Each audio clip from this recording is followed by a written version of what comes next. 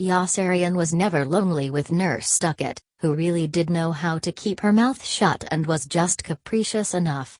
He was haunted and tormented by the vast, boundless ocean. He wondered mournfully, as Nurse Stuckett buffed her nails, about all the people who had died underwater. There were surely more than 1,000,000 already. Where were they? What insects had eaten their flesh?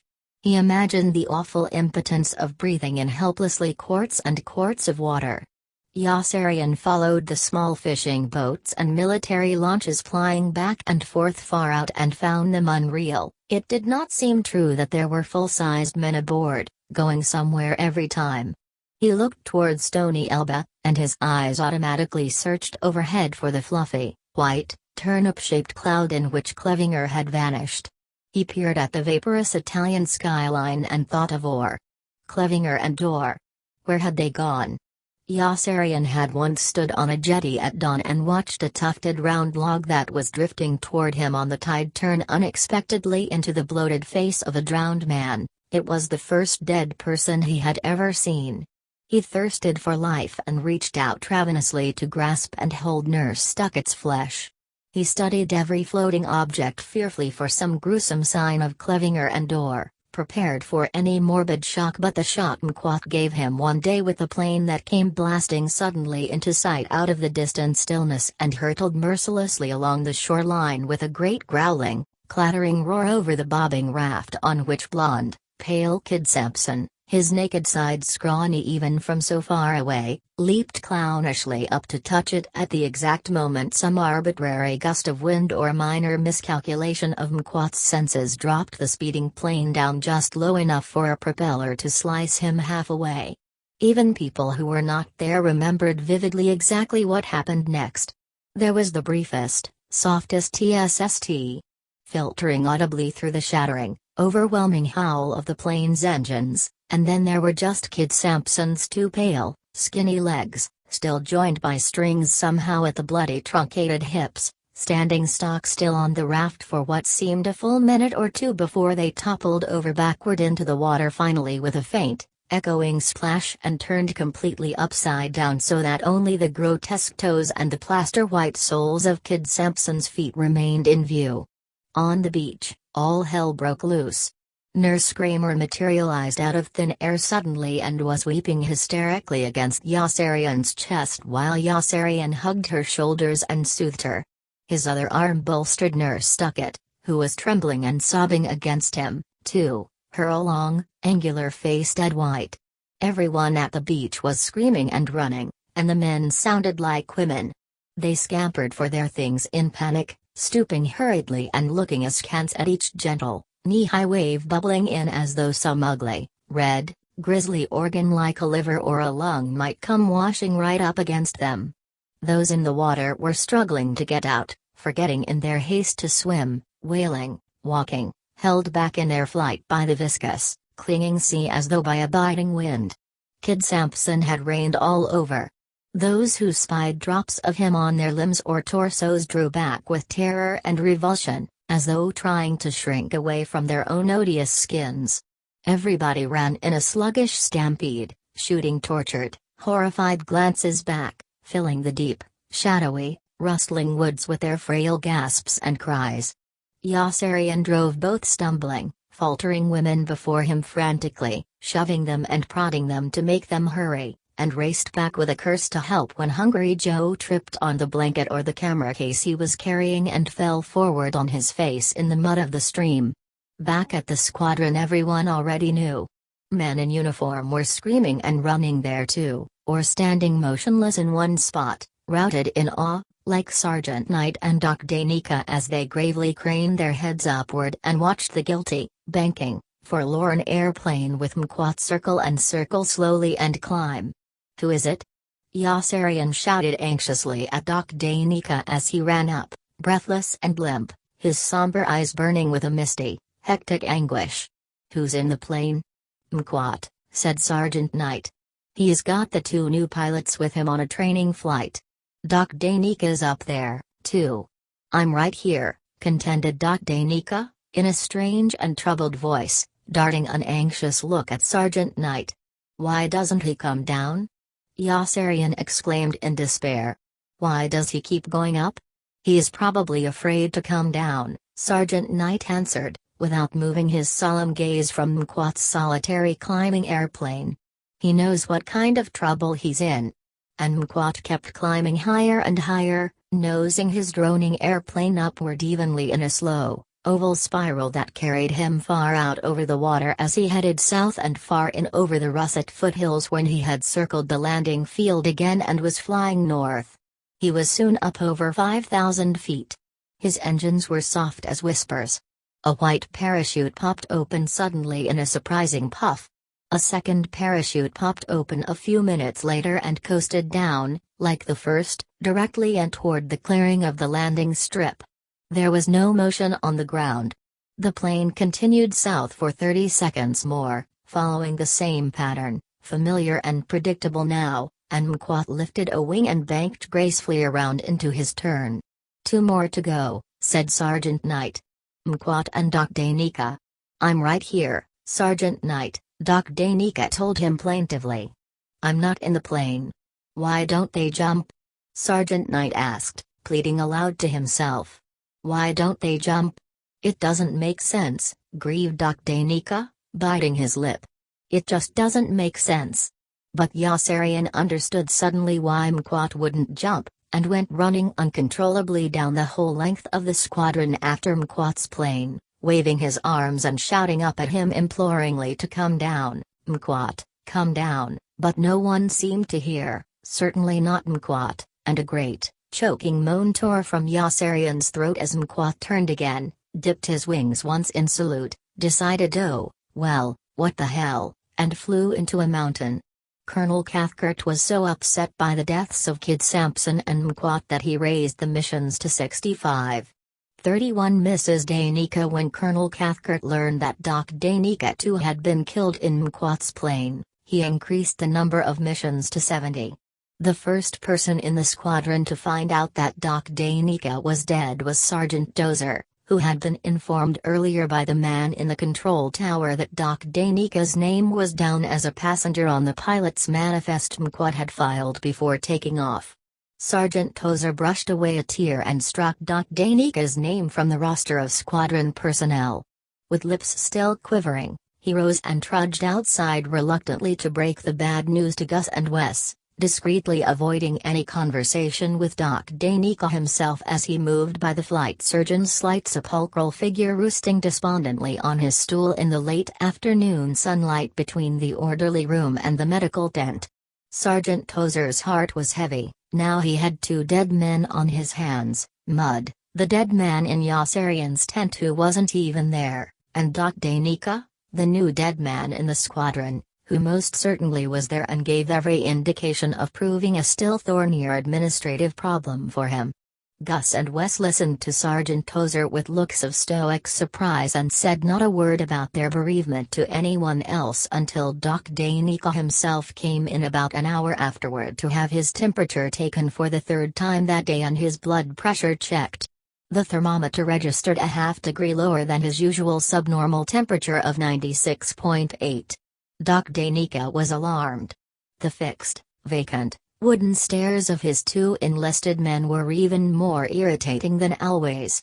"God damn it," he expostulated politely in an uncommon excess of exasperation, "what's the matter with you 2 men anyway? It just isn't right for a person to have a low temperature all the time and walk around with a stuffed nose." Doc Danica emitted a glum, self-pitying sniff and strolled disconsolately across the tent to help himself to some aspirin and sulfur pills and paint his own throat with argyrol. His downcast face was fragile and forlorn as a swallow's, and he rubbed the back of his arms rhythmically. "Just look how cold I am right now. You're sure you're not holding anything back?" "You're dead, sir," one of his 2 enlisted men explained. Doc Danica jerked his head up quickly with resentful distrust. "What's that?" "You're dead, sir," repeated the other. "That's probably the reason you always feel so cold." "That's right, sir. You've probably been dead all this time and we just didn't detect it." "What the hell are you both talking about?"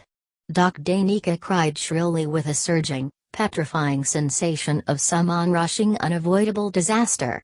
"It's true, sir," said one of the enlisted men. "The records show that you went up in McQuat's plane to collect some flight time. You didn't come down in a parachute, so you must have been killed in the crash." "That's right, sir," said the other. "You ought to be glad you've got any temperature at all." Doc Danika's mind was reeling in confusion. "Have you both gone crazy?" he demanded. "I'm going to report this whole insubordinate incident to Sergeant Tozer." "Sergeant Tozer's the one who told us about it," said either Gus or Wes. "The War Department's even going to notify your wife." Doc Danica yelped and ran out of the medical tent to remonstrate with Sergeant Tozer, who edged away from him with repugnance and advised Doc Danica to remain out of sight as much as possible until some decision could be reached relating to the disposition of his remains. "Gee, I guess he really is dead," grieved one of his enlisted men in a low, respectful voice. "I'm going to miss him. He was a pretty wonderful guy, wasn't he?" "Yeah, he sure was," mourned the other. "But I'm glad the little fuck is gone. I was getting sick and tired of taking his blood pressure all the time." Mrs. Danica, Doc Danica's wife, was not glad that Doc Danica was gone and split the peaceful Staten Island night with woeful shrieks of lamentation when she learned by War Department telegram that her husband had been killed in action. Women came to comfort her, and their husbands paid condolence calls and hoped inwardly that she would soon move to another neighborhood and spare them the obligation of continuous sympathy. The poor woman was totally distraught for almost a full week. Slowly, heroically, she found the strength to contemplate a future filled with dire problems for herself and her children. Just as she was growing resigned to her loss, the postman rang with a bolt from the blue. A letter from overseas that was signed with her husband's signature and urged her frantically to disregard any bad news concerning him. Mrs. Danica was dumbfounded. The date on the letter was illegible. The handwriting throughout was shaky and hurried, but the style resembled her husband's and the melancholy, self-pitying tone was familiar, although more dreary than usual. Mrs. Danica was overjoyed and wept irrepressibly with relief and kissed the crinkled, grubby tissue of email stationery 1,000 times. She dashed a grateful note off to her husband pressing him for details and sent a wire informing the War Department of its error. The War Department replied touchily that there had been no error and that she was undoubtedly the victim of some sadistic and psychotic forger in her husband's squadron. The letter to her husband was returned unopened, stamped "Killed in action." Mrs. Danica had been widowed cruelly again, but this time her grief was mitigated somewhat by a notification from Washington that she was sole beneficiary of her husband's $10,000 GI insurance policy, which amount was obtainable by her on demand. The realization that she and the children were not faced immediately with starvation brought a brave smile to her face and marked the turning point in her distress. The Veterans Administration informed her by mail the very next day that she would be entitled to pension benefits for the rest of her natural life because of her husband's demise, and to a burial allowance for him of $250. A government check for $250 was enclosed. Gradually, inexorably, her prospects brightened. A letter arrived that same week from the Social Security Administration stating that, under the provisions of the Old Age and Survivors Insurance Act of 1935, she would receive monthly support for herself and her dependent children until they reached the age of 18, and a burial allowance of $250. With these government letters as proof of death, she applied for payment on 3 life insurance policies Doc Danica had carried, with a value of $50,000 each. Her claim was honored and processed swiftly. Each day brought new unexpected treasures. A key to a safe deposit box led to a 4th life insurance policy with a face value of $50,000, and to $18,000 in cash on which income tax had never been paid and need never be paid. A fraternal lodge to which he had belonged gave her a cemetery plot. A second fraternal organization of which he had been a member sent her a burial allowance of $250. His county medical association gave her a burial allowance of $250. The husbands of her closest friends began to flirt with her. Mrs. Danica was simply delighted with the way things were turning out and had her hair dyed. Her fantastic wealth just kept piling up, and she had to remind herself daily that all the hundreds of thousands of dollars she was acquiring were not worth a single penny without her husband to share this good fortune with her. It astonished her that so many separate organizations were willing to do so much to bury Doc Danica, who, back in Pianosa, was having a terrible time trying to keep his head above the ground, and wondered with dismal apprehension why his wife did not answer the letter he had written. He found himself ostracized in the squadron by men who cursed his memory foully for having supplied Colonel Cathcart with provocation to raise the number of combat missions. Records attesting to his death were pullulating like insect eggs and verifying each other beyond all contention. He drew no pay or PX rations and depended for life on the charity of Sergeant Tozer and Milo, who both knew he was dead. Colonel Cathcart refused to see him, and Colonel Corn sent word through Major Danby that he would have Doc Danica cremated on the spot if he ever showed up at group headquarters. Major Danby confided that group was incensed with all flight surgeons because of Dr. Stubbs, the bushy-haired, baggy-chinned, slovenly flight surgeon in Dunbar's squadron who was deliberately and defiantly brewing insidious dissension, thereby grounding all men with 60 missions on proper forms that were rejected by group indignantly, with orders restoring the confused pilots, navigators, bombardiers and gunners to combat duty. Morale there was ebbing rapidly, and Dunbar was under surveillance. Group was glad Doc Danica had been killed and did not intend to ask for a replacement. Not even the chaplain could bring Doc Danica back to life under the circumstances. Alarm changed to resignation, and more Doc Danica acquired the look of an ailing rodent. The sacs under his eyes turned hollow and black, and he padded through the shadows fruitlessly like a ubiquitous spook. Even Captain Flume recoiled when Doc Danica sought him out in the woods for help. Heartlessly, Gus and Wes turned him away from their medical tent without even a thermometer for comfort, and then, only then, did he realize that, to all intents and purposes, he really was dead, and that he had better do something damned fast if he ever hoped to save himself. There was nowhere else to turn but to his wife, and he scribbled an impassioned letter begging her to bring his plight to the attention of the War Department and urging her to communicate at once with his group commander, Colonel Cathcart, for assurances that, no matter what else she might have heard, it was indeed he, her husband, Doc Danica, who was pleading with her, and not a corpse or some impostor. Mrs. Danica was stunned by the depth of emotion in the almost illegible appeal. She was torn with compunction and tempted to comply, but the very next letter she opened that day was from that same Colonel Cathcart, her husband's group commander, and began, "Dear Mrs., Mr., Miss, or Mr. and Mrs. Danica, words cannot express the deep personal grief I experienced when your husband, son, father or brother was killed, wounded or reported missing in action. Mrs. Danica moved with her children to Lansing, Michigan, and left no forwarding address. 32 Yo-Yo's roomies Yossarian was warm when the cold weather came and whale-shaped clouds blew low through a dingy, slate-gray sky, almost without end, like the droning, dark, iron flocks of B-17 and B-24 bombers from the long-range air bases in Italy the day of the invasion of southern France 2 months earlier. Everyone in the squadron knew that Kid Sampson's skinny legs had washed up on the wet sand to lie there and rot like a purple twisted wishbone. No one would go to retrieve them, not Gus or Wes or even the men in the mortuary at the hospital. Everyone made believe that Kid Sampson's legs were not there, that they had bobbed away south forever on the tide like hull of Clevinger and Orr. Now that bad weather had come, almost no one ever sneaked away alone anymore to peek through bushes like a pervert at the moldering stumps. There were no more beautiful days. There were no more easy missions. There was stinging rain and dull, chilling fog, and the men flew at week-long intervals, whenever the weather cleared. At night the wind moaned. The gnarled and stunted tree trunks creaked and groaned and forced Yossarian's thoughts each morning, even before he was fully awake, back on Kid Sampson's skinny legs bloating and decaying, as systematically as a ticking clock, in the icy rain and wet sand all through the blind, cold, gusty October nights.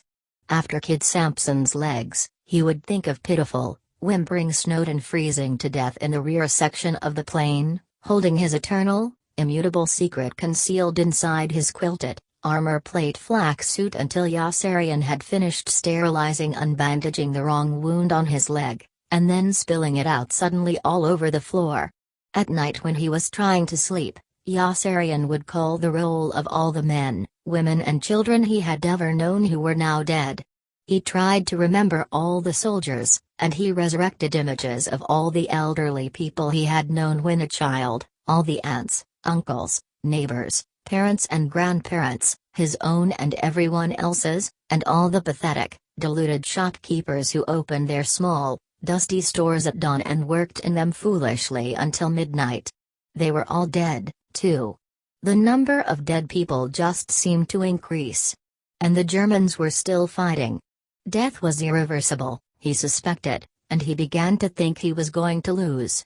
Yossarian was warm when the cold weather came because of Orr's marvelous stove, and he might have existed in his warm tent quite comfortably if not for the memory of Orr, and if not for the gang of animated roommates that came swarming inside rapaciously one day from the 2 full combat crews Colonel Cathcart had requisitioned, and obtained in less than 48 hours, as replacements for Kid Sampson and Mquat.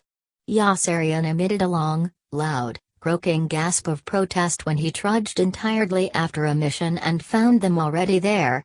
There were 4 of them, and they were having a whale of a good time as they helped each other set up their cots. They were horsing around. The moment he saw them, Yossarian knew they were impossible. They were frisky, eager and exuberant, and they had all been friends in the States. They were plainly unthinkable. They were noisy, overconfident, empty-headed kids of 21. They had gone to college and were engaged to pretty, clean girls whose pictures were already standing on the rough cement mantelpiece of Orr's fireplace. They had ridden in speedboats and played tennis. They had been horseback riding. One had once been to bed with an older woman. They knew the same people in different parts of the country and had gone to school with each other's cousins. They had listened to the World Series and really cared who won football games. They were obtuse, their morale was good. They were glad that the war had lasted long enough for them to find out what combat was really like. They were halfway through unpacking when Yossarian threw them out. They were plainly out of the question, Yossarian explained adamantly to Sergeant Dozer, whose sallow equine face was despondent as he informed Yossarian that the new officers would have to be admitted. Sergeant Tozer was not permitted to requisition another 6-man tent from group while Yossarian was living in one alone. "I'm not living in this one alone," Yossarian said with a sulk. "I've got a dead man in here with me. His name is Mud." "Please, sir," begged Sergeant Dozer, sighing wearily, with a sidelong glance at the 4 baffled new officers listening in mystified silence just outside the entrance. "Mud was killed on the mission to Orvieto. You know that. He was flying right beside you. Then why don't you move his things out? Because he never even got here. Captain, please don't bring that up again. You can move in with Lieutenant Nately if you like. I'll even send some men from the orderly room to transfer your belongings. But to abandon Orr's tent would be to abandon Orr, who would have been spurned and humiliated clownnishly by these 4 simple-minded officers waiting to move in. It did not seem just that these boisterous, immature young men should show up after all the work was done and be allowed to take possession of the most desirable tent on the island. But that was the law, Sergeant Tozer explained, and all Yossarian could do was glare at them in baleful apology as he made room for them and volunteer helpful penitent hints as they moved inside his privacy and made themselves at home.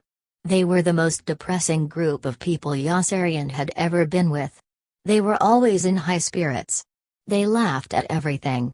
They called him Yo-Yo jocularly and came in tipsy late at night and woke him up with their clumsy, bumping, giggling efforts to be quiet, then bombarded him with asinine shouts of hilarious good-fellowship when he sat up cursing to complain. He wanted to massacre them each time they did. They reminded him of Donald Duck's nephews. They were afraid of Yossarian and persecuted him incessantly with nagging generosity and with their exasperating insistence on doing small favors for him. They were reckless, puerile, congenial, naive, presumptuous, deferential and rambunctious. They were dumb, they had no complaints. They admired Colonel Cathcart and they found Colonel Corn witty. They were afraid of Yossarian, but they were not the least bit afraid of Colonel Cathcart's 70 missions. They were 4 clean-cut kids who were having lots of fun, and they were driving Yossarian nuts.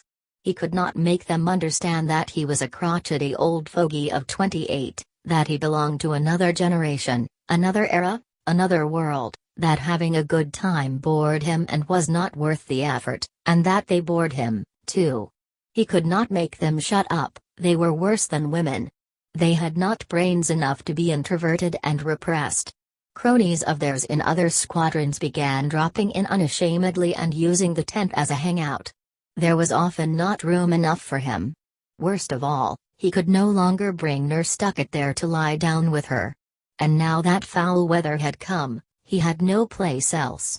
This was a calamity he had not foreseen, and he wanted to bust his roommates' heads open with his fists or pick them up, each in turn, by the seats of their pants and the scruffs of their necks and pitch them out once and for all into the dank, rubbery perennial weeds growing between his rusty soup can urinal with nail holes in the bottom and the knotty pine squadron latrine that stood like a beach locker not far away.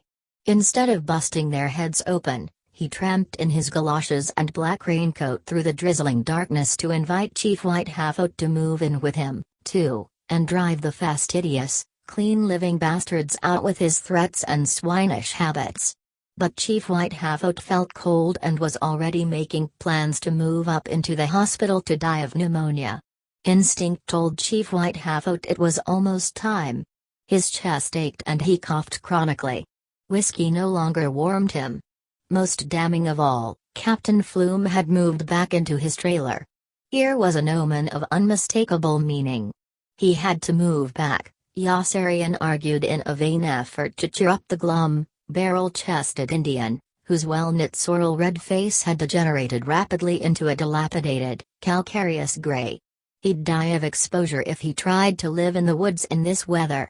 No, that wouldn't drive the yellow belly back, Chief Whitehafoot disagreed obstinately. He tapped his forehead with cryptic insight. No, sirree. He knows something.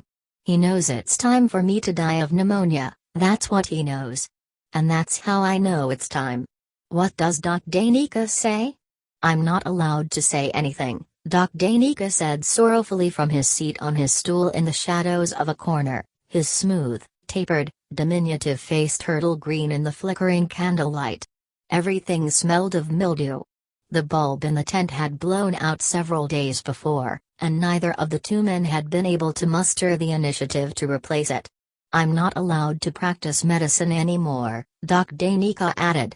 He's dead, Chief Whitehafoot gloated, with a hoarse laugh entangled in phlegm. That's really funny. I don't even draw my pay anymore. That's really funny, Chief Whitehafoot repeated. All this time he's been insulting my liver, and look what happened to him. He's dead. Killed by his own greed. That's not what killed me, Doc Danica observed in a voice that was calm and flat. There's nothing wrong with greed. It's all of that lousy Dr. Stubbs' fault, getting Colonel Cathcart and Colonel Corn stirred up against flight surgeons. He's going to give the medical profession a bad name by standing up for principle.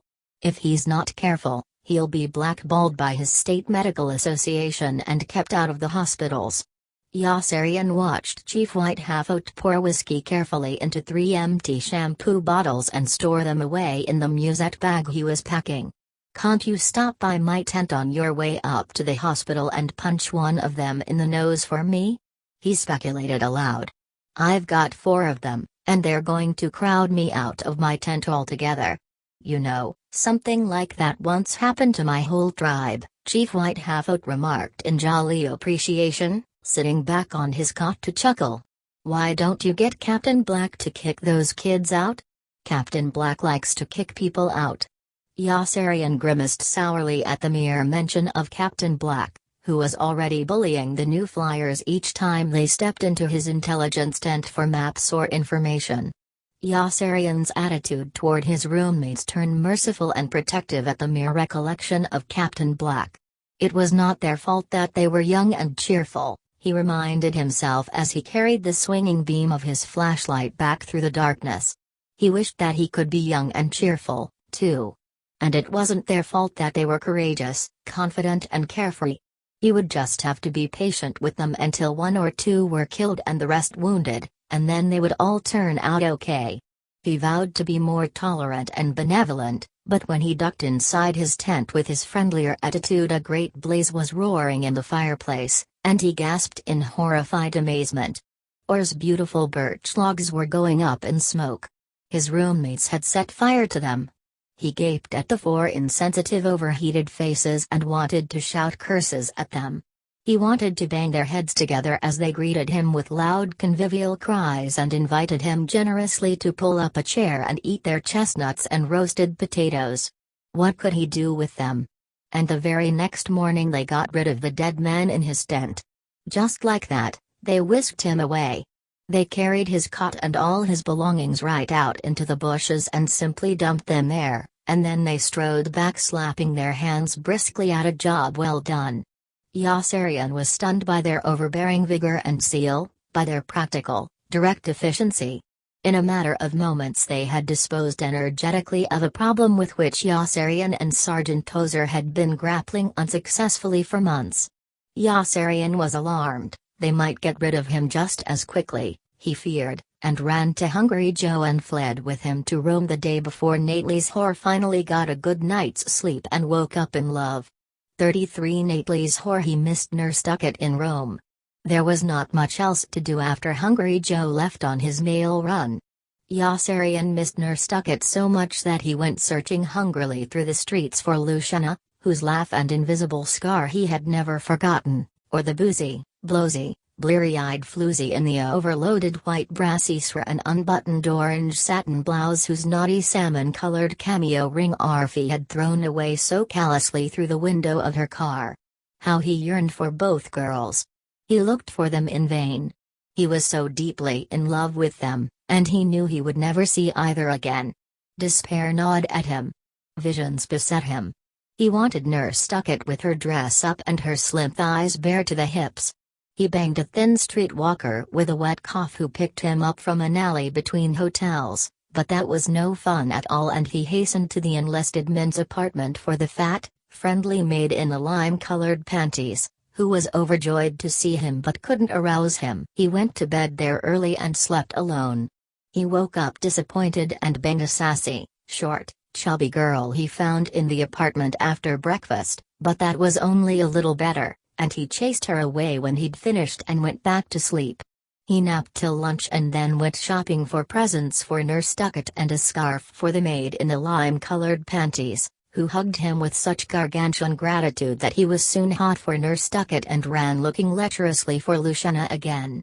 Instead he found Arfie, who had landed in Rome when Hungry Joe returned with Dunbar, Nately, and Dobbs, and who would not go along on the drunken foray that night to rescue Nately's whore from the middle-aged military big shots holding her captive in a hotel because she would not say uncle.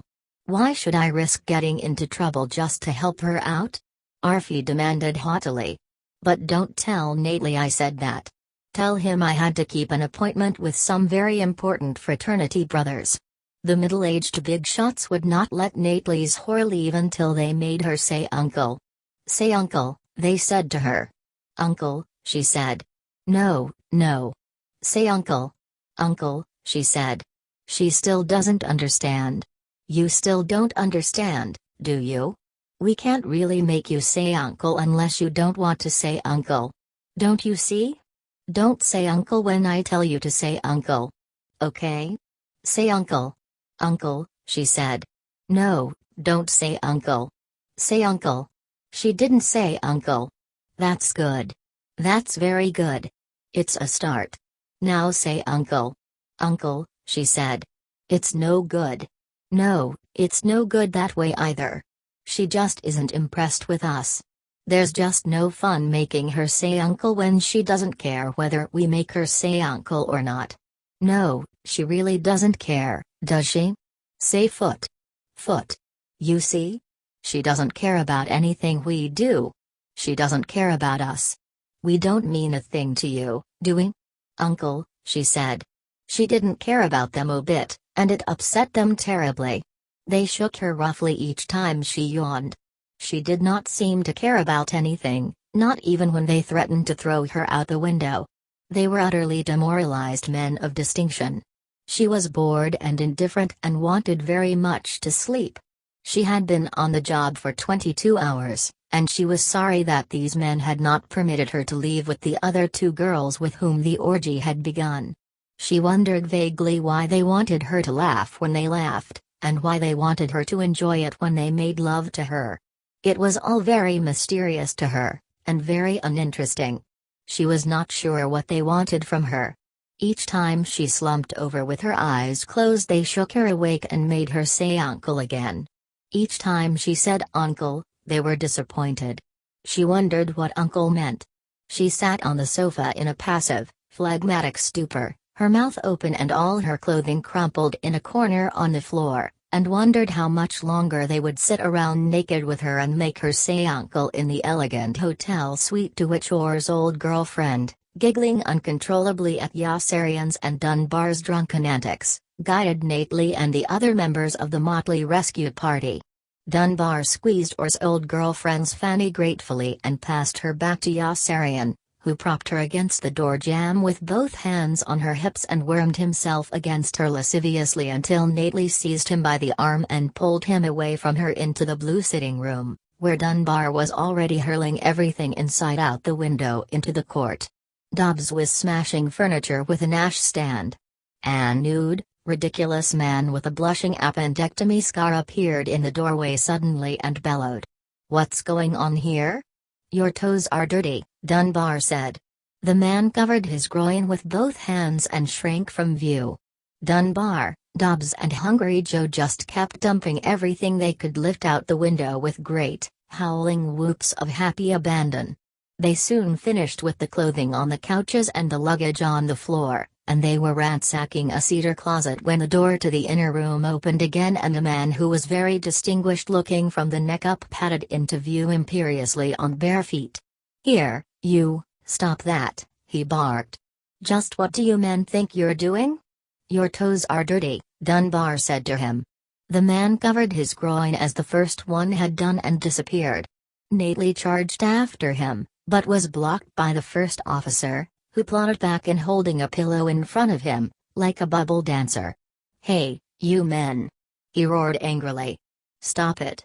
Stop it," Dunbar replied. "That's what I said.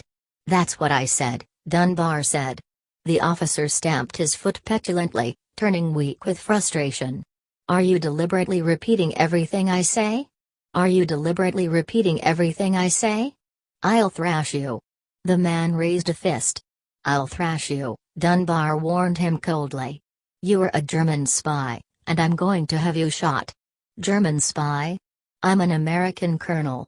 "You don't look like an American colonel. You look like a fat man with a pillow in front of him. Where's your uniform, if you're an American colonel? You just threw it out the window." "All right, men," Dunbar said. "Lock the silly bastard up.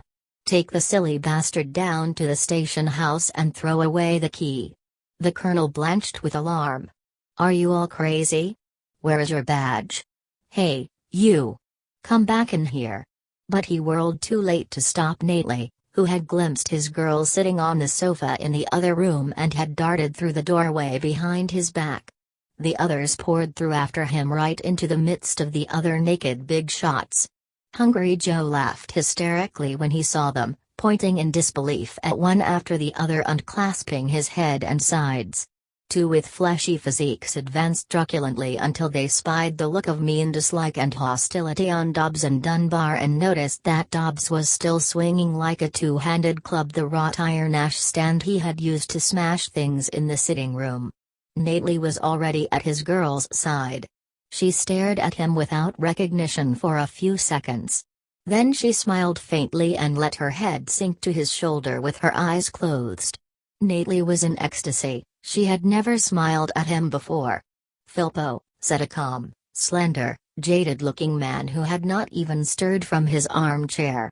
"You don't obey orders. I told you to get them out, and you've gone and brought them in. Can't you see the difference? They've thrown our things out the window, General. Good for them. Our uniforms too? That was clever. We'll never be able to convince anyone we're superior without our uniforms. Let's get their names, Lou, and, oh, Ned." "Relax," said the slender man with practiced weariness. "You may be pretty good at moving armored divisions into action, but you're almost useless in a social situation. Sooner or later we'll get our uniforms back, and then we'll be their superiors again." Did they really throw our uniforms out? That was a splendid tactic. They threw everything out. The ones in the closet, too? They threw the closet out, General. That was that crash we heard when we thought they were coming in to kill us. "And I'll throw you out next," Dunbar threatened. The general paled slightly. "What the devil is he so mad about?" he asked Yossarian. "He means it, too," Yossarian said. "You'd better let the girl leave." "Lord, take her," exclaimed the general with relief. "All she's done is make us feel insecure. At least she might have disliked or resented us for the $100 we paid her. But she wouldn't even do that. Your handsome young friend there seems quite attached to her. Notice the way he lets his fingers linger on the inside of her thighs as he pretends to roll up her stockings." Nately, caught in the act, blushed guiltily and moved more quickly through the steps of dressing her. She was sound asleep and breathed so regularly that she seemed to be snoring softly. "Let's charge her now, Lou," urged another officer. "We've got more personnel, and we can encircle." "Oh, no, Bill," answered the general with a sigh.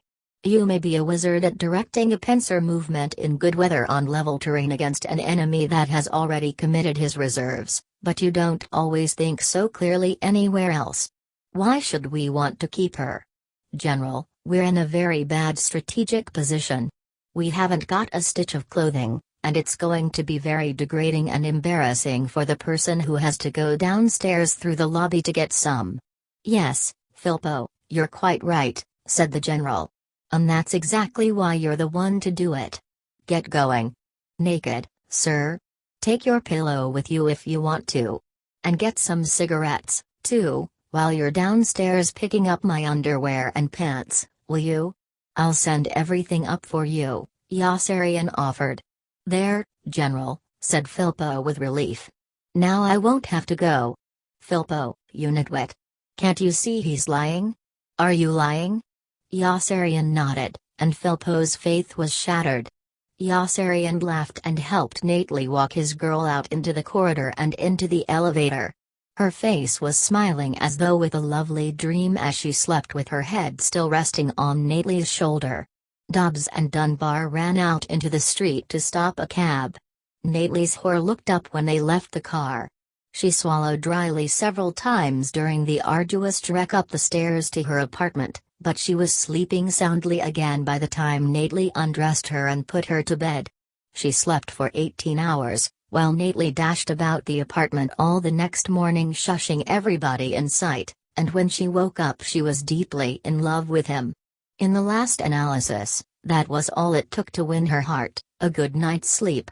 The girl smiled with contentment when she opened her eyes and saw him, and then, stretching her long legs languorously beneath the rustling sheets, beckoned him into bed beside her with that look of simpering idiocy of a woman in heat. Nately moved to her in a happy daze, so overcome with rapture that he hardly minded when her kid sister interrupted him again by flying into the room and flinging herself down onto the bed between them.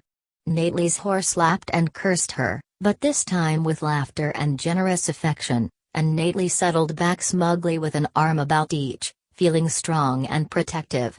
They made a wonderful family group, he decided. The little girl would go to college when she was old enough, to Smith or Radcliffe or Bryn Mawr, he would see to that. Nately bounded out of bed after a few minutes to announce his good fortune to his friends at the top of his voice.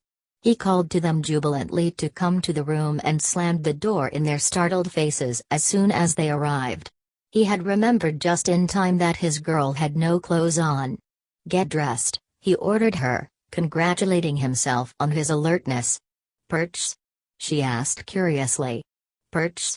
he repeated with an indulgent chuckle. "Because I don't want them to see you without any clothes on." "Perch Snow?" she inquired. "Perch Snow?" He looked at her with astonishment. "Because it isn't right for other men to see you naked, that's why." "Perch Snow?" "Because I say no." Nately exploded in frustration. "Now don't argue with me. I'm the man and you have to do whatever I say. From now on, I forbid you ever to go out of this room unless you have all your clothes on. Is that clear?" Nately's whore looked at him as though he were insane. "Are you crazy? Che succeed? I mean every word I say. Tu spazzo!" She shouted at him with incredulous indignation, and sprang out of bed. Snarling unintelligibly, she snapped on panties and strode toward the door. Nately drew himself up with full manly authority. "I forbid you to leave this room that way," he informed her. "Tu spazzo!" She shot back at him, after he had left, shaking her head in disbelief. "Idiota! Tu son pazzo imbecile!" "Tu spazzo," said her thin kid sister, starting out after her in the same haughty walk. "You come back here," Nately ordered her. "I forbid you to go out that way, too. Idiota!" The kid sister called back at him with dignity after she had flounced past. "Tu son pazzo imbecile!" Nately fumed in circles of distracted helplessness for several seconds and then sprinted out into the sitting room to forbid his friends to look at his girlfriend while she complained about him in only her panties. "Why not?" asked Dunbar. "Why not?" exclaimed Nately. "Because she's my girl now, and it isn't right for you to see her unless she's fully dressed." "Why not?" asked Dunbar. "You see?" said his girl with a shrug. "Lui es pazzo." "Si, es molto pazzo," echoed her kid sister. "Then make her keep her clothes on if you don't want us to see her," argued Hungry Joe. "What the hell do you want from us?" "She won't listen to me," Nately confessed sheepishly. "So from now on you'll all have to shut your eyes or look in the other direction when she comes in that way. Okay? Madame!" cried his girl in exasperation, and stamped out of the room. "Madame!" cried her kid sister, and stamped out behind her. "Lui es pazzo," Yossarian observed good-naturedly. "I certainly have to admit it." "Hey, you crazy or something?" Hungry Joe demanded of Nately. "The next thing you know you'll be trying to make her give up hustling." "From now on," Nately said to his girl, "I forbid you to go out hustling." "Perch?" she inquired curiously. "Perch?" he screamed with amazement. "Because it's not nice, that's why." "Perch Snow?" "Because it just isn't," Nately insisted. "It just isn't right for a nice girl like you to go looking for other men to sleep with. I'll give you all the money you need, so you won't have to do it anymore." "And what will I do all day instead?" "Do?" said Nately. "You'll do what all your friends do. My friends go looking for men to sleep with. Then get new friends. I don't even want you to associate with girls like that, anyway. Prostitution is bad. Everybody knows that, even him." He turned with confidence to the experienced old man. "Am I right?" "You are wrong," answered the old man. "Prostitution gives her an opportunity to meet people. It provides fresh air and wholesome exercise, and it keeps her out of trouble. From now on," Nately declared sternly to his girlfriend, "I forbid you to have anything to do with that wicked old man." "Vafungal," his girl replied, rolling her harassed eyes up toward the ceiling. "What does he want from me?" she implored, shaking her fists. "Lasami," she told him in menacing entreaty. "Stupido. If you think my friends are so bad, go tell your friends not to ficky-fick all the time with my friends." From now on, Nately told his friends, "I think you fellows ought to stop running around with her friends and settle down." "Madame!" cried his friends, rolling their harassed eyes up toward the ceiling. Nately had gone clear out of his mind. He wanted them all to fall in love right away and get married. Dunbar could marry Orzhor, and Yossarian could fall in love with Nurse Stuckett or anyone else he liked. After the war they could all work for Nately's father and bring up their children in the same suburb. Nately saw it all very clearly. Love had transmogrified him into a romantic idiot, and they drove him away back into the bedroom to wrangle with his girl over Captain Black. She agreed not to go to bed with Captain Black again or give him any more of Nately's money, but she would not budge an inch on her friendship with the ugly, ill-kempt, dissipated, filthy-minded old man, who witnessed Nately's flowering love affair with insulting derision and would not admit that Congress was the greatest deliberative body in the whole world. From now on, Nately ordered his girl firmly, "I absolutely forbid you even to speak to that disgusting old man." "Again the old man?" cried the girl in wailing confusion. "Perch no? He doesn't like the House of Representatives." "Mamma mia! What's the matter with you?" "Ipazzo," observed her kid sister philosophically. "That's what's the matter with him." "See," the older girl agreed readily, tearing at her long brown hair with both hands. "Louis Pazzo." But she missed Nately when he was away and was furious with Yossarian when he punched Nately in the face with all his might and knocked him into the hospital with a broken nose.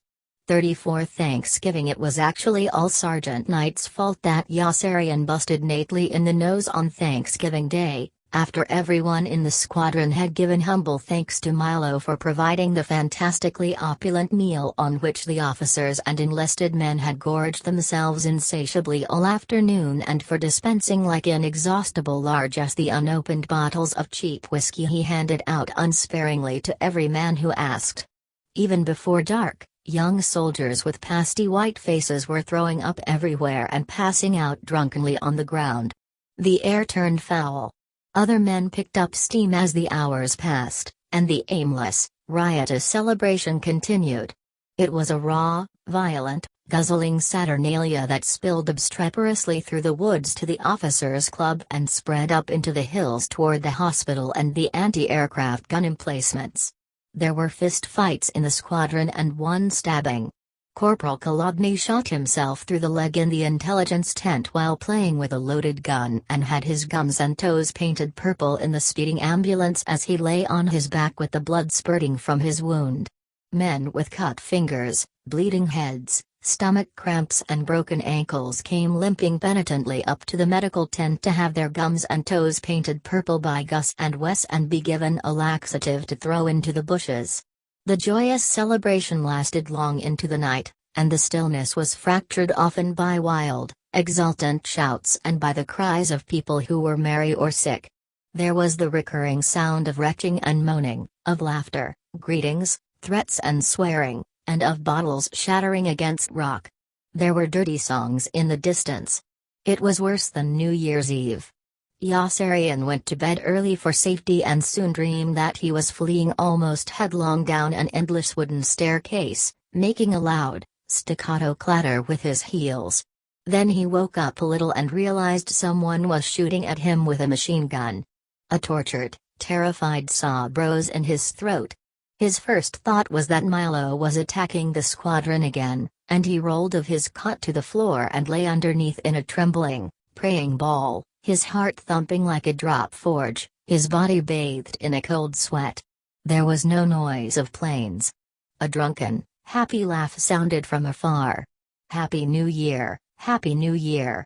A triumphant familiar voice shouted hilariously from high above between the short, sharp bursts of machine gun fire, and Yossarian understood that some men had gone as a prank to one of the sandbagged machine gun emplacements Milo had installed in the hills after his raid on the squadron and staffed with his own men. Yossarian blazed with hatred and wrath when he saw he was the victim of an irresponsible joke that had destroyed his sleep and reduced him to a whimpering hulk. He wanted to kill, he wanted to murder. He was angrier than he had ever been before, angrier even than when he had slid his hands around Mquat's neck to strangle him. The gun opened fire again. Voices cried Happy New Year. And gloating laughter rolled down from the hills through the darkness like a witch's glee. In moccasins and coveralls, Yossarian charged out of his tent for revenge with his .45, ramming a clip of cartridges up into the grip and slamming the bolt of the gun back to load it. He snapped off the safety catch and was ready to shoot. He heard Nately running after him to restrain him, calling his name. The machine gun opened fire once more from a black rise above the motor pool, and orange tracer bullets skimmed like low gliding dashes over the tops of the shadowy tents, almost clipping the peaks. Roars of rough laughter rang out again between the short bursts. Yossarian felt resentment boil like acid inside him. They were endangering his life, the bastards. With blind, ferocious rage and determination, he raced across the squadron past the motor pool, running as fast as he could, and was already pounding up into the hills along the narrow, winding path when Nately finally caught up, still calling Yo-Yo. Yo-Yo. With pleading concern and imploring him to stop. He grasped Yossarian's shoulders and tried to hold him back.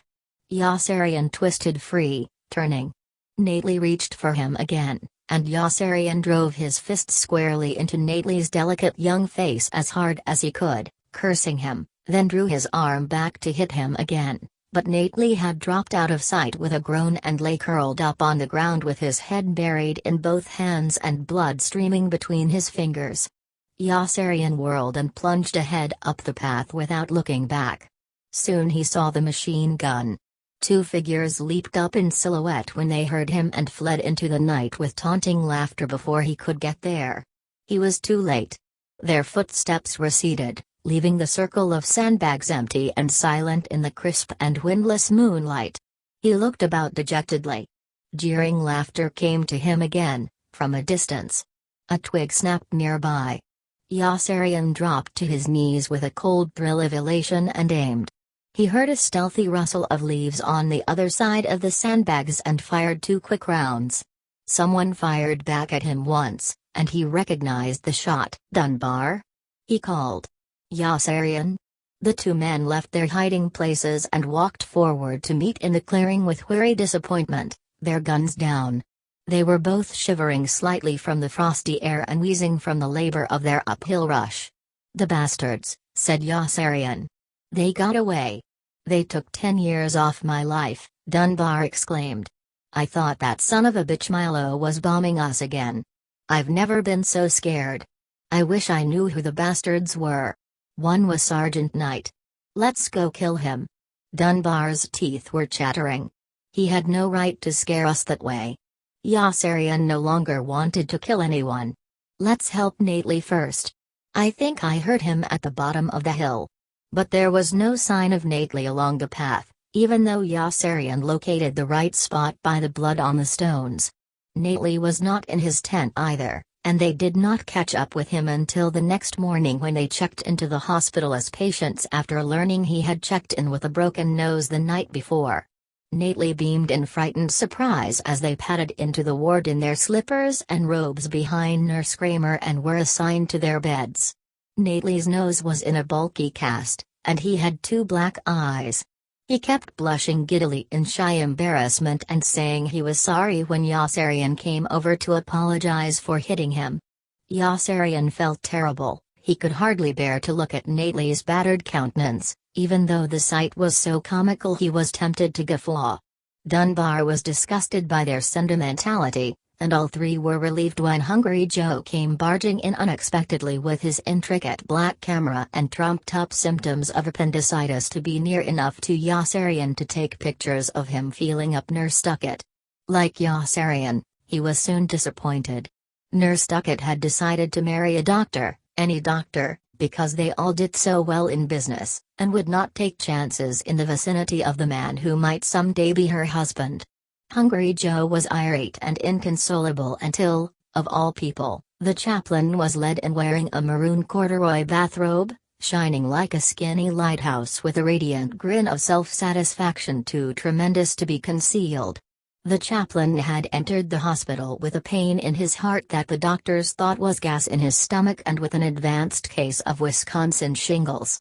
"What in the world are Wisconsin shingles?" asked Yossarian. "That's just what the doctors wanted to know. blurted out the chaplain proudly, and burst into laughter. No one had ever seen him so waggish, or so happy. There is no such thing as Wisconsin shingles. Don't you understand? I lied. I made a deal with the doctors.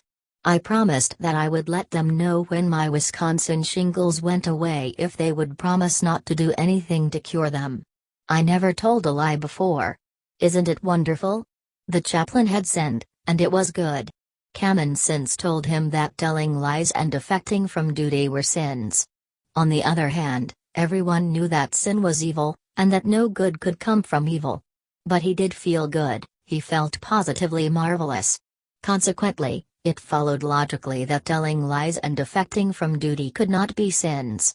The chaplain had mastered, in a moment of divine intuition, the handy technique of protective rationalization, and he was exhilarated by his discovery. It was miraculous. It was almost no trick at all, he saw, to turn vice into virtue and slander into truth, impotence into abstinence, arrogance into humility, plunder into philanthropy, thievery into honor, blasphemy into wisdom, brutality into patriotism, and sadism into justice. Anybody could do it, it required no brains at all. It merely required no character.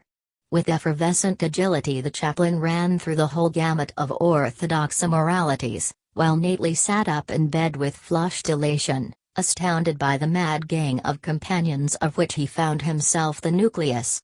He was flattered and apprehensive, certain that some severe official would soon appear and throw the whole lot of them out like a pack of bums. No one bothered them. In the evening they all trooped exuberantly out to see a lousy Hollywood extravaganza in Technicolor, and when they trooped exuberantly back in after the lousy Hollywood extravaganza, the soldier in white was there, and Dunbar screamed and went to pieces. "He's back!" Dunbar screamed. "He's back! He's back!" Yossarian froze in his tracks, paralyzed as much by the eerie shrillness in Dunbar's voice as by the familiar, white, morbid sight of the soldier in white covered from head to toe in plaster and gauze. A strange, quavering, involuntary noise came bubbling from Yossarian's throat. "He's back!" Dunbar screamed again. "He's back!" A patient delirious with fever echoed in automatic terror. All at once the ward erupted into bedlam. Mobs of sick and injured men began ranting incoherently and running and jumping in the aisle as though the building were on fire. A patient with one foot and one crutch was hopping back and forth swiftly in panic crying, "What is it? What is it? Are we burning? Are we burning? He's back!" Someone shouted at him. "Didn't you hear him? He's back! He's back!" "Who's back?" shouted someone else. "Who is it? What does it mean? What should we do? Are we on fire? Get up and run, damn it! Everybody get up and run!" Everybody got out of bed and began running from one end of the ward to the other. One CID man was looking for a gun to shoot one of the other CID men who had jabbed his elbow into his eye. The ward had turned into chaos. The patient delirious with the high fever leaped into the aisle and almost knocked over the patient with one foot, who accidentally brought the black rubber tip of his crutch down on the other's bare foot, crushing some toes. The delirious man with the fever and the crushed toes sank to the floor and wept in pain while other men tripped over him and hurt him more in their blind, milling, agonized stampede. "He's back!" All the men kept mumbling and chanting and calling out hysterically as they rushed back and forth. "He's back! He's back!" Nurse Kramer was there in the middle suddenly like a spinning policeman, trying desperately to restore order, dissolving helplessly into tears when she failed. "Be still, please be still," she urged uselessly through her massive sobs. The chaplain, pale as a ghost, had no idea what was going on. Neither did Nately, who kept close to Yossarian's side, clinging to his elbow, or Hungry Joe, who followed dubiously with his scrawny fists clenched and glanced from side to side with a face that was scared. "Hey, what's going on?" Hungry Joe pleaded. "What the hell is going on?" "It's the same one." Dunbar shouted at him emphatically in a voice rising clearly above the raucous commotion. "Don't you understand? It's the same one. The same one. Yossarian heard himself echo, quivering with a deep and ominous excitement that he could not control, and shoved his way after Dunbar toward the bed of the soldier in white. "Take it easy, fellas," the short patriotic Texan counseled affably, with an uncertain grin. "There's no cause to be upset. Why don't we all just take it easy?" "The same one." Others began murmuring, chanting and shouting. Suddenly Nurse Stuckett was there, too. "What's going on?" she demanded. "He's back." Nurse Kramer screamed, sinking into her arms. "He's back, he's back." It was, indeed, the same man. He had lost a few inches and added some weight, but Yossarian remembered him instantly by the too stiff anus and the too stiff, thick, useless legs all drawn upward into the air almost perpendicularly by the taut ropes and the long lead weights suspended from pulleys over him and by the frayed black hole in the bandages over his mouth. He had, in fact, hardly changed at all. There was the same zinc pipe rising from the hard stone mass over his groin and leading to the clear glass jar on the floor. There was the same clear glass jar on a pole dripping fluid into him through the crook of his elbow. Yossarian would recognize him anywhere. He wondered who he was. "There's no one inside." Dunbar yelled out at him unexpectedly. Yossarian felt his heart skip a beat and his legs grow weak. "What are you talking about?" he shouted with dread, stunned by the haggard, sparking anguish in Dunbar's eyes and by his crazed look of wild shock and horror. "Are you nuts or something? What the hell do you mean, there's no one inside? They've stolen him away." Dunbar shouted back. "He's hollow inside, like a chocolate soldier. They just took him away and left those bandages there. Why should they do that? Why do they do anything? They've stolen him away," screamed someone else, and people all over the ward began screaming, "They've stolen him away. They've stolen him away." "Go back to your beds," Nurse Stuckett pleaded with Dunbar and Yossarian, pushing feebly against Yossarian's chest. "Please go back to your beds. You're crazy." Yossarian shouted angrily at Dunbar. "What the hell makes you say that? Did anyone see him?" Dunbar demanded with sneering fervor. "You saw him, didn't you?" Yossarian said to Nurse Stuckett. "Tell Dunbar there's someone inside." "Lieutenant Schmilker is inside," Nurse Stuckett said. "He's burned all over." "Did she see him?" "You saw him, didn't you?" "The doctor who bandaged him saw him." "Go get him, will you?" "Which doctor was it?" Nurse Stuckett reacted to the question with a startled gasp. "The doctor isn't even here!" she exclaimed. "The patient was brought to us that way from a field hospital." "You see?" cried Nurse Kramer. "There's no one inside. There's no one inside!" yelled Hungry Joe, and began stamping on the floor. Dunbar broke through and leaped up furiously on the soldier in white's bed to see for himself, pressing his gleaming eye down hungrily against the tattered black hole in the shell of white bandages. He was still bent over staring with one eye into the lightless, unstirring void of the soldier in white's mouth when the doctors and the MPS came running to help Yossarian pull him away. The doctors wore guns at the waist. The guards carried carbines and rifles with which they shoved and jolted the crowd of muttering patients back. A stretcher on wheels was there, and the soldier in white was lifted out of bed skillfully and rolled out of sight in a matter of seconds. The doctors and MPS moved through the ward assuring everyone that everything was all right. Nurse Stuckett plucked Yossarian's arm and whispered to him furtively to meet her in the broom closet outside in the corridor. Yossarian rejoiced when he heard her. He thought Nurse Stuckett finally wanted to get laid and pulled her skirt up the second they were alone in the broom closet, but she pushed him away. She had urgent news about Dunbar. "They're going to disappear him," she said. Yossarian squinted at her uncomprehendingly. "They're what?" he asked in surprise, and laughed uneasily. "What does that mean?" "I don't know. I heard them talking behind a door." "Who?" "I don't know. I couldn't see them. I just heard them say they were going to disappear Dunbar." "Why are they going to disappear him?" "I don't know. It doesn't make sense." It isn't even good grammar. What the hell does it mean when they disappear somebody? I don't know. Jesus, you're a great help. Why are you picking on me? Nurse Duckett protested with hurt feelings, and began sniffing back tears. I'm only trying to help. It isn't my fault they're going to disappear him, is it? I shouldn't even be telling you. Yossarian took her in his arms and hugged her with gentle, contrite affection. I'm sorry, he apologized, kissing her cheek respectfully, and hurried away to warn Dunbar, who was nowhere to be found. 35 Milo the militant. For the first time in his life, Yossarian prayed. He got down on his knees and prayed to Nately not to volunteer to fly more than 70 missions after Chief White Haffote did die of pneumonia in the hospital and Nately had applied for his job. But Nately just wouldn't listen. I've got to fly more missions, Nately insisted lamely with a crooked smile. Otherwise they'll send me home. So?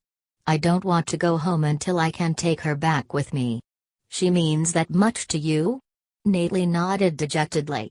I might never see her again. Then get yourself grounded, Yossarian urged. You've finished your missions and you don't need the flight pay. Why don't you ask for Chief White Haffote's job, if you can stand working for Captain Black? Nately shook his head, his cheeks darkening with shy and regretful mortification. They won't give it to me. I spoke to Colonel Korn, and he told me I'd have to fly more missions or be sent home. Yossarian cursed savagely. That's just plain meanness. I don't mind, I guess. I've flown 70 missions without getting hurt. I guess I can fly a few more. Don't do anything at all about it until I talk to someone, Yossarian decided, and went looking for help from Milo, who went immediately afterward to Colonel Cathcart for help in having himself assigned to more combat missions. Milo had been earning many distinctions for himself. He had flown fearlessly into danger and criticism by selling petroleum and ball bearings to Germany at good prices in order to make a good profit and help maintain a balance of power between the contending forces. His nerve under fire was graceful and infinite. With a devotion to purpose above and beyond the line of duty, he had then raised the price of food in his mess halls so high that all officers and enlisted men had to turn over all their pay to him in order to eat. There was an alternative, of course, since Milo detested coercion and was a vocal champion of freedom of choice, was to starve. When he encountered a wave of enemy resistance to this attack, he stuck to his position without regard for his safety or reputation and gallantly invoked the law of supply and demand. And when someone somewhere said no, Milo gave ground grudgingly, valiantly defending, even in retreat, the historic right of free men to pay as much as they had to for the things they needed in order to survive. Milo had been caught red-handed in the act of plundering his countrymen, and, as a result, his stock had never been higher. He proved good as his word when a raw-boned major from Minnesota curled his lip in rebellious disavowal and demanded his share of the syndicate Milo kept saying everybody owned. Milo met the challenge by writing the words "a share" on the nearest scrap of paper and handing it away with a virtuous disdain that won the envy and admiration of almost everyone who knew him. His glory was at a peak, and Colonel Cathcart, who knew and admired his war record, was astonished by the deferential humility with which Milo presented himself at group headquarters and made his fantastic appeal for more hazardous assignments. "You want to fly more combat missions?" Colonel Cathcart gasped. "What in the world for?" Milo answered in a demure voice with his face lowered meekly. "I want to do my duty, sir. The country is at war, and I want to fight to defend it like the rest of the fellows." "But, Milo, you are doing your duty," Colonel Cathcart exclaimed with a laugh that thundered jovially. "I can't think of a single person who's done more for the men than you have. Who gave them chocolate-covered cotton?" Milo shook his head slowly and sadly. "But being a good mess officer in wartime just isn't enough, Colonel Cathcart." "Certainly it is, Milo. I don't know what's come over you." "Certainly it isn't, Colonel," Milo disagreed in a somewhat firm tone, raising his subservient eyes significantly just far enough to arrest Colonel Cathcart's. Some of the men are beginning to talk. Oh, is that it? Give me their names, Milo. Give me their names and I'll see to it that they go on every dangerous mission the group flies. No, Colonel, I'm afraid they're right, Milo said, with his head drooping again. I was sent overseas as a pilot, and I should be flying more combat missions and spending less time on my duties as a mess officer. Colonel Cathcart was surprised but cooperative. Well, Milo, if you really feel that way, I'm sure we can make whatever arrangements you want. How long have you been overseas now?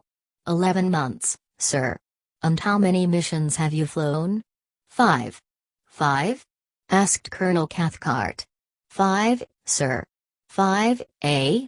Colonel Cathcart rubbed his cheek pensively. That isn't very good, is it? Isn't it? Asked Milo in a sharply edged voice, glancing up again. Colonel Cathcart quailed. On the contrary, that's very good, Milo, he corrected himself hastily. It isn't bad at all. No, Colonel, Milo said, with a long, languishing, wistful sigh, it isn't very good. Although it's very generous of you to say so. But it's really not bad, Milo.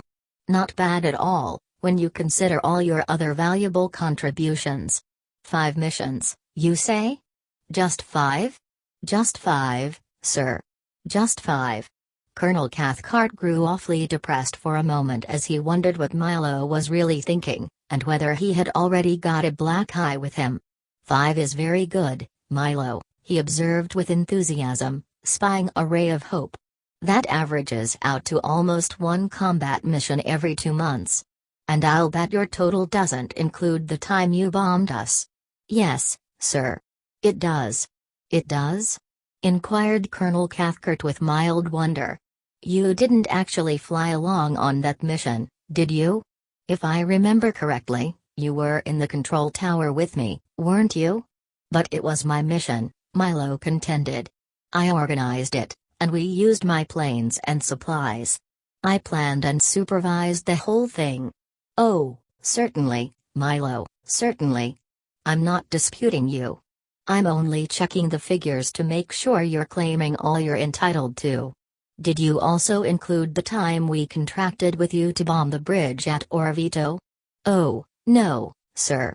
I didn't think I should, since I was in Orvieto at the time directing the anti-aircraft fire. I don't see what difference that makes, Milo. It was still your mission. And a damned good one, too, I must say. We didn't get the bridge, but we did have a beautiful bomb pattern. I remember General Beckham commenting on it. No, Milo, I insist you count Orvieto as a mission, too. If you insist, sir. I do insist, Milo. Now, let's see, you now have a grand total of 6 missions, which is damned good, Milo, damned good, really. 6 missions is an increase of 20% in just a couple of minutes, which is not bad at all, Milo, not bad at all. Many of the other men have 70 missions, Milo pointed out. But they never produced any chocolate-covered cotton, did they?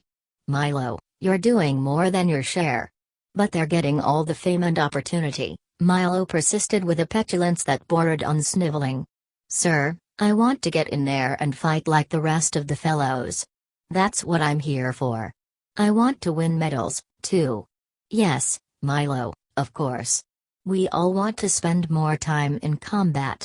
But people like you and me serve in different ways. Look at my own record, Colonel Cathcart uttered a deprecatory laugh.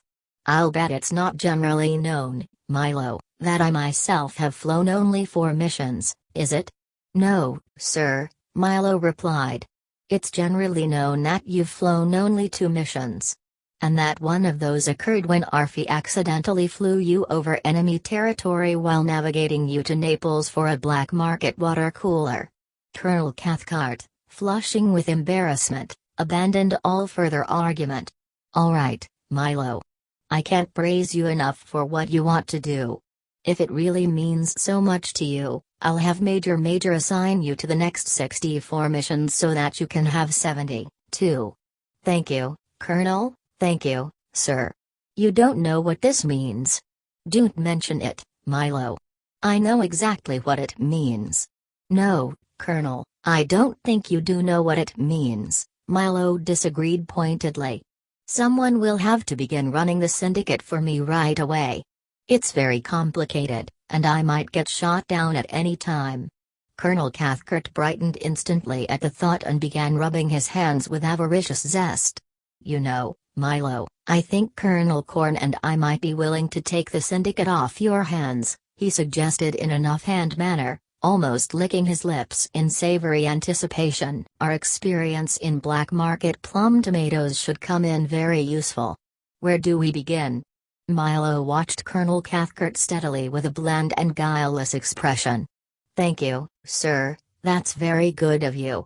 Begin with a salt-free diet for General Peckham and a fat-free diet for General Dreedle. Let me get a pencil. What's next? The cedars. Cedars? From Lebanon. Lebanon? We've got cedars from Lebanon due at the sawmill in Oslo to be turned into shingles for the builder in Cape Cod. COD. And then there's the peas. Peas? That are on the high seas. We've got boatloads of peas that are on the high seas from Atlanta to Holland to pay for the tulips that were shipped to Geneva to pay for the cheeses that must go to Vienna. MIF? Money in front. The Habsburgs are shaky. Milo. And don't forget the galvanized zinc in the warehouse at Flint. 4 carloads of galvanized zinc from Flint must be flown to the smelters in Damascus by noon of the 18th. Terms FOB Calcutta 2% 10 days EOM1 Messerschmitt full of hemp is due in Belgrade for a C-47.5 full of those semi-pitted dates we stuck them with from Khartoum. Use the money from the Portuguese anchovies we're selling back to Lisbon to pay for the Egyptian cotton we've got coming back to us from Mamaroneck and to pick up as many oranges as you can in Spain. Always pay cash for naranjas. Naranjas? That's what they call oranges in Spain. And these are Spanish oranges. And, oh, yes. Don't forget Piltdown Man. Piltdown Man? Yes, Piltdown Man. The Smithsonian Institution is not in a position at this time to meet our price for a second Piltdown Man, but they are looking forward to the death of a wealthy and beloved donor and, Milo. France wants all the parsley we can send them, and I think we might as well. Because we'll need the francs for the lira for the pfennigs for the dates when they get back. I've also ordered a tremendous shipment of Peruvian balsa wood for distribution to each of the mess halls in the syndicate on a pro rata basis. Balsa wood? What are the mess halls going to do with balsa wood? Good balsa wood isn't so easy to come by these days, Colonel. I just didn't think it was a good idea to pass up the chance to buy it. No, I suppose not. Colonel Cathcart surmised vaguely with the look of somebody seasick. And I assume the price was right. The price, said Milo, was outrageous, positively exorbitant. But since we bought it from one of our own subsidiaries, we were happy to pay it. Look after the hides. The hides? The hides. The hides? The hides. In Buenos Aires. They have to be tanned. Tanned? In Newfoundland. And shipped to Helsinki NMIF before the spring thaw begins. Everything to Finland goes NMIF before the spring thaw begins. No money in front? Guessed Colonel Cathcart. Good, Colonel. You have a gift, sir. And then there's the cork. The cork? That must go to New York, the shoes for Toulouse, the ham for Siam, the nails from Wales, and the tangerines for New Orleans. Milo. We have coals in Newcastle, sir. Colonel Cathcart threw up his hands. Milo, stop. He cried, almost in tears. It's no use. You're just like I am, indispensable. He pushed his pencil aside and rose to his feet in frantic exasperation. Milo, you can't fly 64 more missions. You can't even fly one more mission. The whole system would fall apart if anything happened to you. Milo nodded serenely with complacent gratification. Sir, are you forbidding me to fly any more combat missions? Milo, I forbid you to fly any more combat missions, Colonel Cathcart declared in a tone of stern and inflexible authority. But that's not fair, sir, said Milo. What about my record? The other men are getting all the fame and medals and publicity. Why should I be penalized just because I'm doing such a good job as mess officer? No, Milo, it isn't fair. But I don't see anything we can do about it. Maybe we can get someone else to fly my missions for me. But maybe we can get someone else to fly your missions for you, Colonel Cathcart suggested. How about the striking coal miners in Pennsylvania and West Virginia? Milo shook his head. It would take too long to train them. But why not the men in the squadron, sir? After all, I'm doing this for them. They ought to be willing to do something for me in return. But why not the men in the squadron, Milo? Colonel Cathcart exclaimed. After all, you're doing all this for them. They ought to be willing to do something for you in return. What's fair is fair. What's fair is fair. They could take turns, sir. They might even take turns flying your missions for you, Milo. Who gets the credit? You get the credit, Milo. And if a man wins a medal flying one of your missions, you get the medal. Who dies if he gets killed? Why, he dies, of course. After all, Milo, what's fair is fair. There's just one thing. You'll have to raise the number of missions. I might have to raise the number of missions again, and I'm not sure the men will fly them. They're still pretty sore because I jumped them to 70. If I can get just one of the regular officers to fly more, the rest will probably follow. Nately will fly more missions, sir, Milo said. I was told in strictest confidence just a little while ago that he'll do anything he has to in order to remain overseas with a girl he's fallen in love with. But Nately will fly more. Colonel Cathcart declared, and he brought his hands together in a resounding clap of victory. Yes, Nately will fly more. And this time I'm really going to jump the missions, right up to 80, and really knock General Dreedle's eye out. And this is a good way to get that lousy rat Yossarian back into combat where he might get killed. Yossarian? A tremor of deep concern passed over Milo's simple, homespun features, and he scratched the corner of his reddish-brown mustache thoughtfully. Yeah, Yossarian. I hear he's going around saying that he's finished his missions and the war's over for him. Well, maybe he has finished his missions. But he hasn't finished your missions, has he? Ha. Ha. Has he got a surprise coming to him?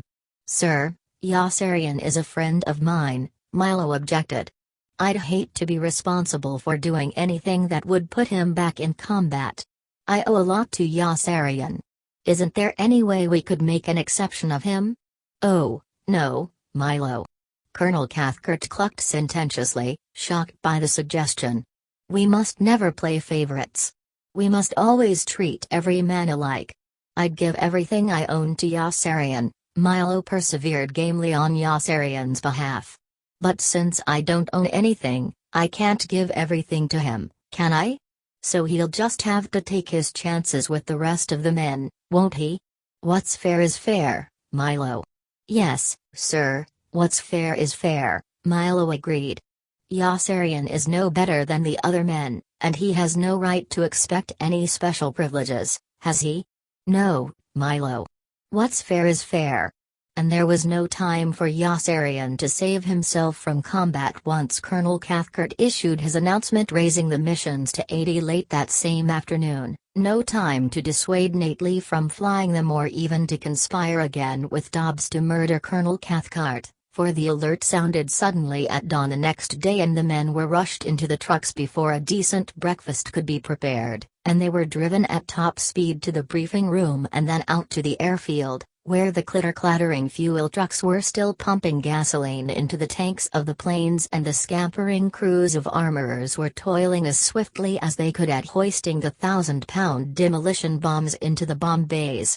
Everybody was running, and engines were turned on and warmed up as soon as the fuel trucks had finished. Intelligence had reported that a disabled Italian cruiser in dry dock at La Spezia would be towed by the Germans that same morning to a channel at the entrance of the harbor and scuttled there to deprive the Allied armies of deep-water port facilities when they captured the city. For once, a military intelligence report proved accurate. The long vessel was halfway across the harbor when they flew in from the west, and broke it apart with direct hits from every flight that filled them all with waves of enormously satisfying group pride until they found themselves engulfed in great barrages of flak that rose from guns in every bend of the huge horseshoe of mountainous land below.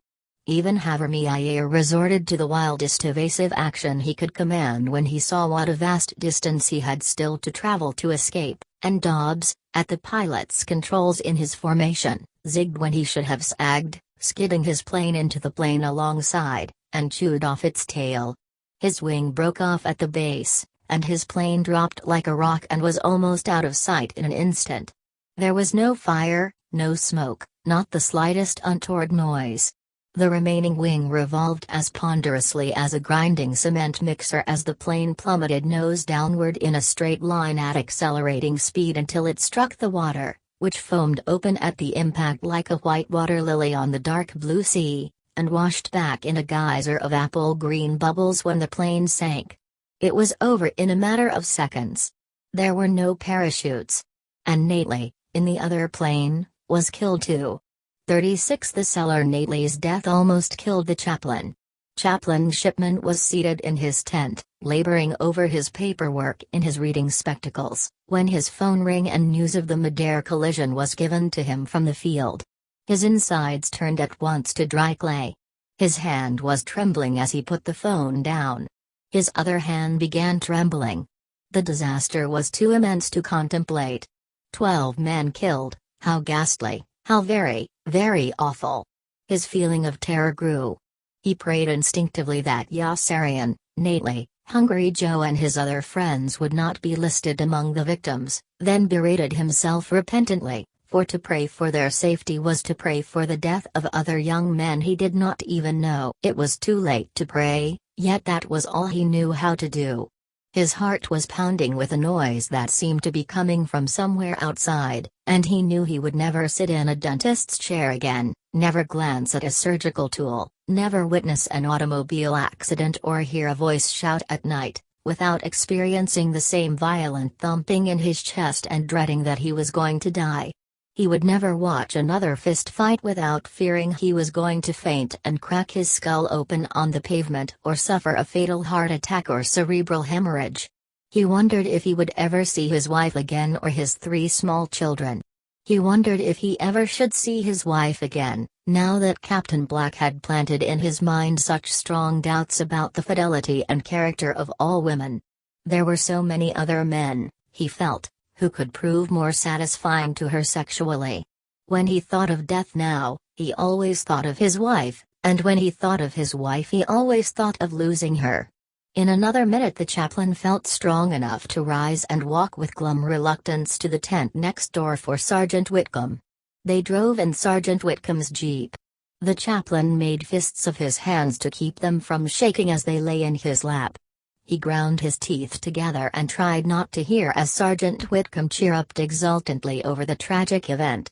12 men killed meant 12 more form letters of condolence that could be mailed in one bunch to the next of kin over Colonel Cathcart's signature, giving Sergeant Whitcomb hope of getting an article on Colonel Cathcart into the Saturday Evening Post in time for Easter.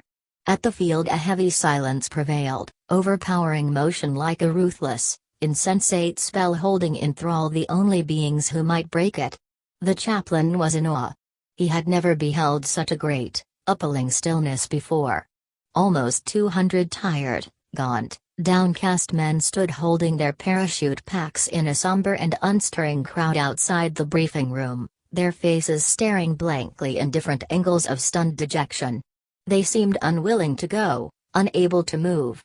The chaplain was acutely conscious of the faint noise his footsteps made as he approached. His eyes searched hurriedly, frantically, through the immobile maze of limp figures. He spied Yossarian finally with a feeling of immense joy, and then his mouth gaped open slowly in unbearable horror as he noted Yossarian's vivid, beaten, grimy look of deep, drugged despair. He understood at once, recoiling in pain from the realization and shaking his head with a protesting and imploring grimace, that Nately was dead. The knowledge struck him with a numbing shock. A sob broke from him. The blood drained from his legs, and he thought he was going to drop. Nately was dead. All hope that he was mistaken was washed away by the sound of Nately's name emerging with recurring clarity now from the almost inaudible babble of murmuring voices that he was suddenly aware of for the first time. Nately was dead, the boy had been killed. A whimpering sound rose in the chaplain's throat, and his jaw began to quiver. His eyes filled with tears, and he was crying. He started toward Yossarian on tiptoe to mourn beside him and share his wordless grief. At that moment a hand grabbed him roughly around the arm and a brusque voice demanded, "Chaplain Shipman?" He turned with surprise to face a stout, pugnacious colonel with a large head and mustache and a smooth, florid skin. He had never seen the man before. "Yes. What is it?" The fingers grasping the chaplain's arm were hurting him, and he tried in vain to squirm loose. "Come along." The chaplain pulled back in frightened confusion. "Where? Why? Who are you, anyway? You'd better come along with us, Father." A lean, hawk-faced major on the chaplain's other side intoned with reverential sorrow. "We're from the government. We want to ask you some questions." "What kind of questions? What's the matter? Aren't you Chaplain Shipman?" demanded the obese colonel. "He's the one," Sergeant Whitcomb answered. "Go on along with them," Captain Black called out to the chaplain with a hostile and contemptuous sneer. "Go on into the car if you know what's good for you." Hands were drawing the chaplain away irresistibly. He wanted to shout for help to Yossarian, who seemed too far away to hear. Some of the men nearby were beginning to look at him with awakening curiosity. The chaplain bent his face away with burning shame and allowed himself to be led into the rear of a staff car and seated between the fat colonel with the large, pink face and the skinny, unctuous, despondent major. He automatically held a wrist out to each, wondering for a moment if they wanted to handcuff him.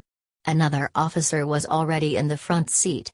A tall MP with a whistle and a white helmet got in behind the wheel. The chaplain did not dare raise his eyes until the closed car had lurched from the area and the speeding wheels were whining on the bumpy blacktop road. "Where are you taking me?" he asked in a voice soft with timidity and guilt, his gaze still averted. The notion came to him that they were holding him to blame for the mid-air crash and the death of Nately. "What have I done? Why don't you keep your trap shut and let us ask the questions?" said the colonel. "Don't talk to him that way," said the major. "It isn't necessary to be so disrespectful." "Then tell him to keep his trap shut and let us ask the questions." "Father, please keep your trap shut and let us ask the questions," urged the major sympathetically. "It will be better for you." "It isn't necessary to call me father," said the chaplain. "I'm not a Catholic." "Neither am I, Father," said the major. "It's just that I'm a very devout person, and I like to call all men of God Father." "He doesn't even believe there are atheists in foxholes," the colonel mocked, and nudged the chaplain in the ribs familiarly. "Go on, chaplain, tell him. Are there atheists in foxholes?" "I don't know, sir," the chaplain replied. "I've never been in a foxhole." The officer in front swung his head around swiftly with a quarrelsome expression. "You've never been in heaven either, have you? But you know there's a heaven, don't you? Or do you?" said the colonel. "That's a very serious crime you've committed, Father," said the major. "What crime?" "We don't know yet," said the colonel. "But we're going to find out. And we sure know it's very serious."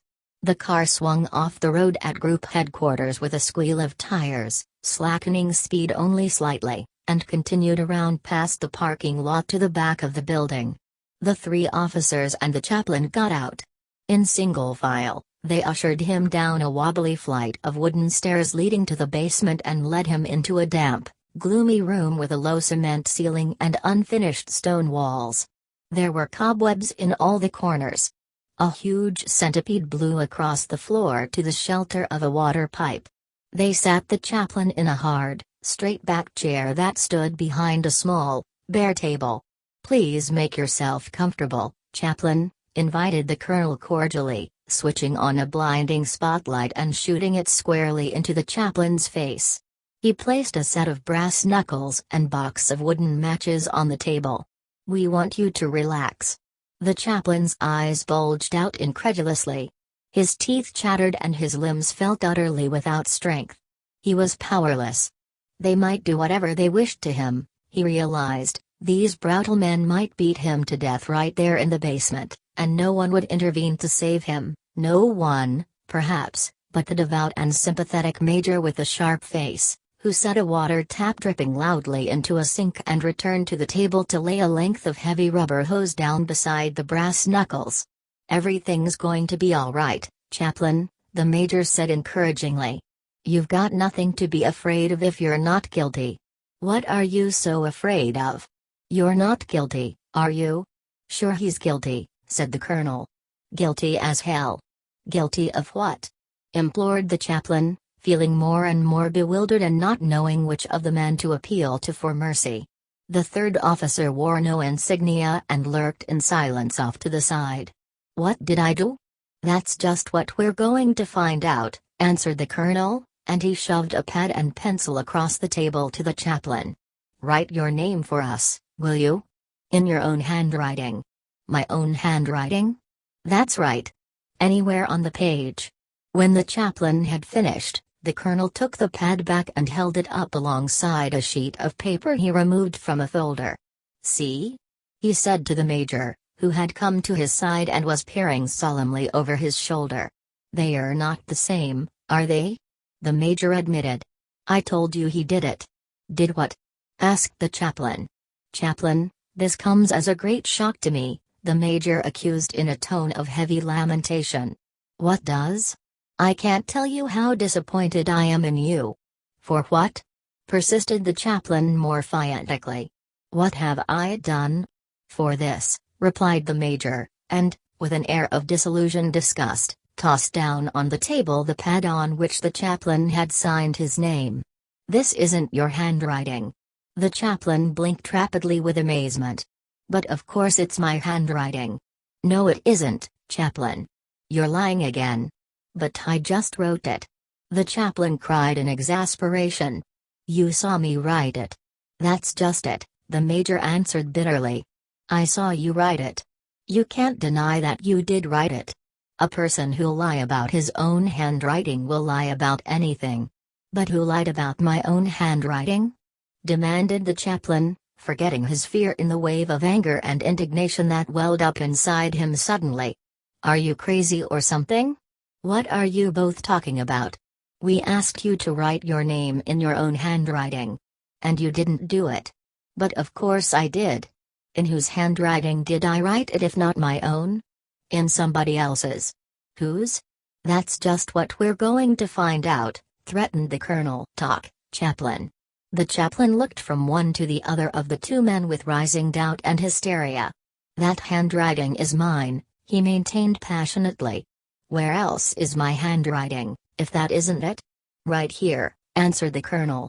And looking very superior, he tossed down on the table a photostatic copy of a piece of V-mail in which everything but the salutation "Dear Mary" had been blocked out and on which the censoring officer had written, "I long for you tragically. R.O. Shipman, Chaplain, U.S. Army." The colonel smiled scornfully as he watched the chaplain's face turn crimson. "Well, chaplain? Do you know who wrote that?" The chaplain took a long moment to reply. He had recognized Yossarian's handwriting. "No. You can read, though, can't you?" the colonel persevered sarcastically. "The author signed his name." "That's my name there." "Then you wrote it." "QED, but I didn't write it." "That isn't my handwriting, either." "Then you signed your name in somebody else's handwriting again," the colonel retorted with a shrug. "That's all that means." "Oh, this is ridiculous!" the chaplain shouted, suddenly losing all patience. He jumped to his feet in a blazing fury, both fists clenched. "I'm not going to stand for this any longer. Do you hear? 12 men were just killed, and I have no time for these silly questions. You've no right to keep me here, and I'm just not going to stand for it." Without saying a word, the colonel pushed the chaplain's chest hard and knocked him back down into the chair, and the chaplain was suddenly weak and very much afraid again. The major picked up the length of rubber hose and began tapping it menacingly against his open palm. The colonel lifted the box of matches, took one out and held it poised against the striking surface, watching with glowering eyes for the chaplain's next sign of defiance. The chaplain was pale and almost too petrified to move. The bright glare of the spotlight made him turn away finally. The dripping water was louder and almost unbearably irritating. He wished they would tell him what they wanted so that he would know what to confess. He waited tensely as the third officer, at a signal from the colonel, ambled over from the wall and seated himself on the table just a few inches away from the chaplain. His face was expressionless, his eyes penetrating and cold. "Turn off the light," he said over his shoulder in a low, calm voice. "It's very annoying." The chaplain gave him a small smile of gratitude. "Thank you, sir. And the drip too, please." "Leave the drip," said the officer. "That doesn't bother me." He tugged up the legs of his trousers a bit, as though to preserve their natty crease. "Chaplain," he asked casually, "of what religious persuasion are you?" "I'm an Anabaptist, sir." "That's a pretty suspicious religion, isn't it?" "Suspicious?" inquired the chaplain in a kind of innocent daze. "Why, sir?" "Well, I don't know a thing about it. You'll have to admit that, won't you? Doesn't that make it pretty suspicious?" "I don't know, sir," the chaplain answered diplomatically, with an uneasy stammer. He found the man's lack of insignia disconcerting and was not even sure he had to say sir. Who was he? And what authority had he to interrogate him? "Chaplain, I once studied Latin. I think it's only fair to warn you of that before I ask my next question. Doesn't the word Anabaptist simply mean that you're not a Baptist?" "Oh, no, sir. There's much more." "Are you a Baptist?" "No, sir." "Then you are not a Baptist, aren't you?" "Sir? I don't see why you're bickering with me on that point. You've already admitted it. Now, chaplain, to say you're not a Baptist doesn't really tell us anything about what you are, does it? You could be anything or anyone." He leaned forward slightly and his manner took on a shrewd and significant air. "You could even be," he added, "Washington Irving, couldn't you?"